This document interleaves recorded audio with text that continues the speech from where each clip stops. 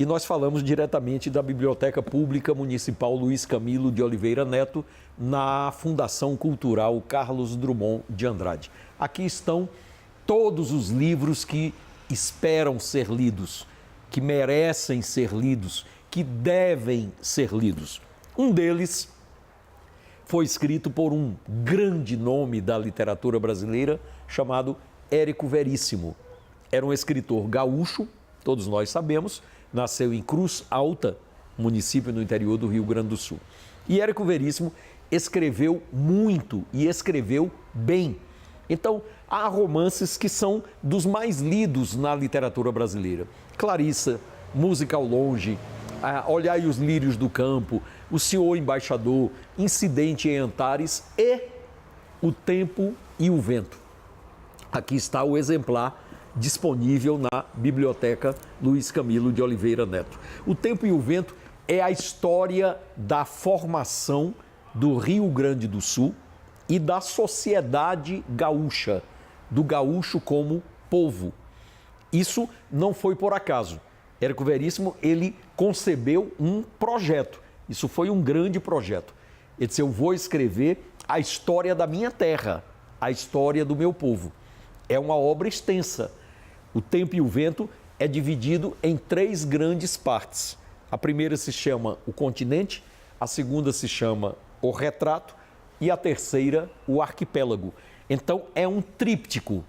Nós temos estas 3 grandes partes que, juntas, constituem este monumento que se chama O Tempo e o Vento.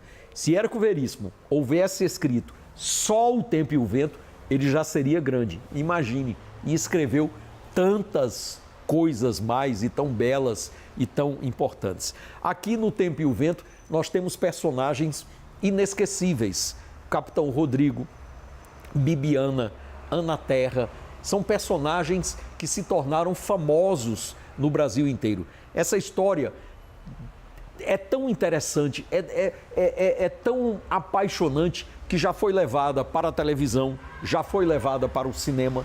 E Érico Veríssimo, a ele nós devemos isso. Quando nós lemos O Tempo e o Vento, nós dizemos, puxa, mas que privilégio o Rio Grande do Sul ter tido um escritor como Érico Veríssimo, que prestou, eu acho que uma das maiores homenagens que o Rio Grande do Sul poderia receber é uma obra como O Tempo e o Vento, porque ali está o Rio Grande do Sul todo. Se você quiser conhecer a nossa história, a conquista da terra, a fixação do brasileiro naquele fim de Brasil, já fronteira com a Argentina, fronteira com o Uruguai, a disputa de terras, né? a delimitação das fronteiras, tudo isso está em O Tempo e o Vento. E o Érico Veríssimo escreveu isso admiravelmente bem, porque é uma história, não é a história como ciência que você lê no livro e que muitas vezes é um texto mais pesado, é um texto sem muito brilho. Não, não. O Érico Veríssimo era, sobretudo, um contador de histórias. Era o que ele fazia como mestre. E você começa a ler e mergulha naquela história e só sai na última página. É, portanto, uma obra que merece ser lida sem pressa, porque são centenas e centenas de páginas. Não há pressa. Se há uma coisa que nós não devemos ter, é a pressa de ler. Os livros, todos eles têm a sua hora, todos eles têm o seu momento. Eu próprio, às vezes, compro um livro, ele passa anos ali na estante, quietinho, caladinho. Os livros, eles são humildes, eles não reclamam. Agora, um dia chegará a hora, eu digo, agora vou ler esse livro. Comprei há alguns anos, chegou a hora de ler. Isso é uma coisa muito pessoal, cada um tem o seu tempo.